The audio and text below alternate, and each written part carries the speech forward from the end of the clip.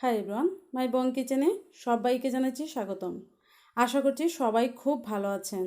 আমার আজকের রেসিপি দারুণ স্বাদের লাউ দিয়ে কুপ্তাকারির একটি রেসিপি। তাহলে চলুন দেখে নিই রেসিপিটি। এর জন্য আমি একটি লাউ নিয়ে নিয়েছি, ভালো করে ধুয়ে এটাকে নিয়ে নিয়েছি। এখন এটাকে আমি কেটে নিব। লাউয়ের খোসাটাকে ছাড়িয়ে আমি খুব ভালোভাবে ধুয়ে নিব, এতে করে লাউয়ের মধ্যে যে কষ থাকবে সেটা চলে যাবে। ঠিক এইভাবে করে আমি কেটে নিয়েছি। এবারে একটি গ্রেটারের সাহায্যে আমি গ্রেট করে নিব। দেখুন আমার গ্রেট করা হয়ে গেছে। এবার এর মধ্যে থেকে অনেক পানি উঠে আসছে। এখন এই পানিটাকে আমি এইভাবে হাত দিয়ে চেপে চেপে বের করে নিব। আপনারা যদি চান তাহলে একটি স্ট্রেইনারে নিয়ে চামচ দিয়ে চেপে চেপে পানিটাকে ঝরিয়ে নিতে পারেন। এই তো আমার পানি ঝরানো হয়ে গেল। আবারও আমি এই বোলের মধ্যে নিয়ে নিলাম গ্রেট করা লাউ। এবার এর মধ্যে আমি দিয়ে দিব বেসন। আমি এখানে 2 টেবিল চামচ পরিমাণ বেসন দিয়ে দিলাম। 1.5 টেবিল চামচ পরিমাণ ময়দা। দিয়ে দিব হলুদের গুঁড়া আর দিয়ে দিব মরিচের গুঁড়া। আপনারা যদি চান তাহলে কাঁচামরিচ কুচিও ব্যবহার করতে পারেন। আর দিয়ে দিব স্বাদমতো লবণ। এখন এই সব কিছুকে আমি খুব ভালোভাবে হাত দিয়ে মিশিয়ে নিব। দেখুন এটা ঠিক এরকম মেশানো হয়েছে। খুব বেশি নরম হবে না এই মিশ্রণটা। এখন এটাকে আমি কারি করার জন্য চলে যাব। একটু কড়াইয়ে দিয়ে দিলাম পর্যাপ্ত পরিমাণ তেল। তেলটা গরম হয়ে গেলে আমি এখন কোপ্তাগুলো ভেজে নিব। আপনারা যদি চান তাহলে এটাকে গোল করেও দিতে পারেন। আমি একটু চ্যাপ্টা সাইজ করে দিয়ে দিলাম। এখন এটা আমি 2 মিনিট এক পাশ ভাজা হওয়ার পরে আমি এটাকে উল্টিয়ে নিচ্ছি।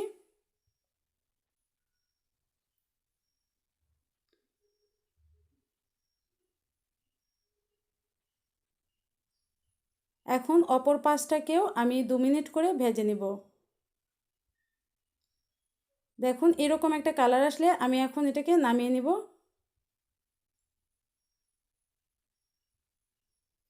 এবারে এর মধ্যে আমি ওই তেলেই দিয়ে দিচ্ছি পেঁয়াজ কুচি।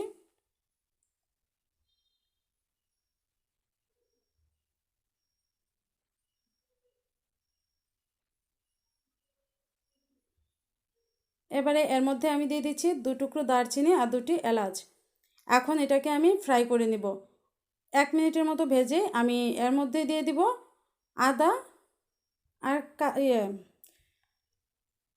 রসুনের পেস্ট। আদা রসুনের পেস্টটা এর থেকে কাঁচা গন্ধটা সরে গেলে আমি এর মধ্যে দিব একটি টমেটো কুচি। আর টমেটোটাকেও আমি খুব ভালোভাবে ভেজে নিব। দেখুন টমেটোটা একদম গলে গেছে। ঠিক এই পর্যায়ে আমি এর জন্য দিয়ে দিব হলুদের গুঁড়ো, মরিচের গুঁড়ো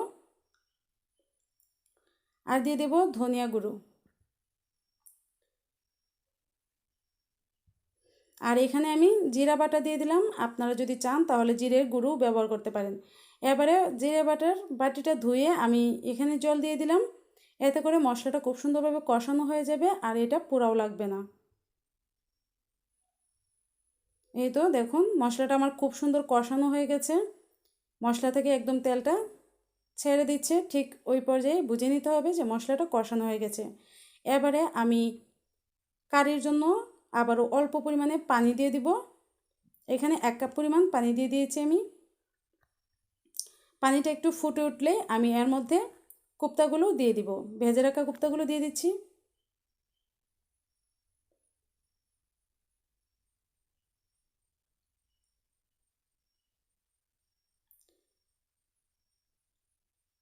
এর মধ্যে আমি এক ফ্লেভারের জন্য দিয়ে দিচ্ছি 3-4টে কাঁচামরিচ। কাঁচামরিচটা আমি মাঝখান দিয়ে কেটে দিইনি, আস্তই দিয়ে দিয়েছি। এতে করে ফ্লেভারটা খুব সুন্দর আসবে। আর উপর থেকে আমি একটু গরম মশলার গুঁড়ো দিয়ে দিলাম। এতে করে ফ্লেভারটাও সুন্দর আসবে আর খেতেও সুস্বাদু হবে। আমি কিছুক্ষণ এটাকে ঢেকে রান্না করে নিব। তো বন্ধুরা এই রেসিপিটি অবশ্যই আপনারা বাসায় ট্রাই করবেন।